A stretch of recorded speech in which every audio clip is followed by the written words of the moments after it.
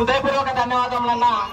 మానపాడు గ్రామానికి చెందినటువంటి ఇక్కడ ఉన్నటువంటి యువకులు, పెద్దలు, అవ్వదాతలు, అయ్యమ్మలు, ఈ యొక్క పేదింటి బిడ్డ ఒక బరెలక్క గారికి మీ యొక్క ప్రతిస్పందన ఎంత ఉంటుందని ఎప్పుడు అనుకోలేదన్నా.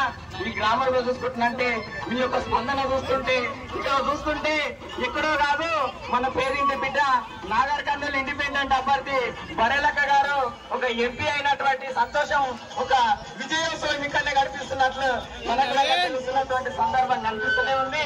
ఇదే విధంగా మన యొక్క సహకారం ఉండాలన్నా. ఎవరు చెప్తున్న ఈ మాట అంటే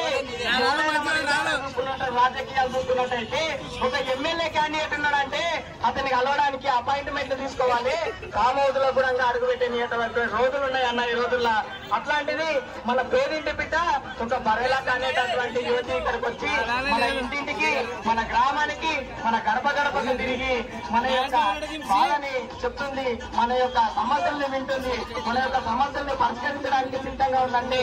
దీనికి కారణం ఎవరయ్యా అంటే ఎప్పుడైనా సరే మనం గుర్తు పెట్టుకోండి అన్నా, కడుపు కాలిన వాడికి మాత్రమే ఆకలి మీద తెలుస్తుంది అన్నట్టు ఇక్కడ కూడా తన అన్న సమస్యల నుంచి బయటకు వచ్చింది కాబట్టి మన సమస్యలు ఖచ్చితంగా పరిష్కరిస్తుందనేటటువంటి విషయాన్ని ఇక్కడ చూస్తుంటేనే తెలుస్తుంది.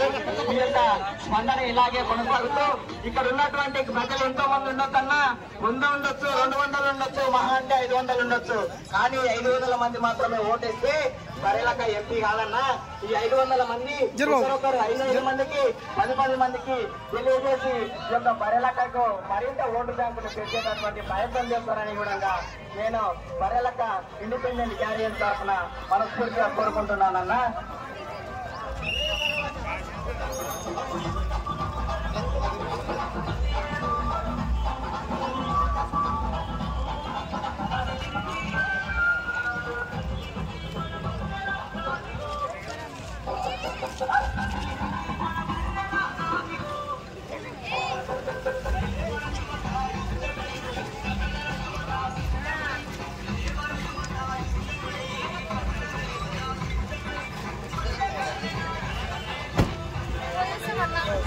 మర్చిపోకండి 12 నెంబర్.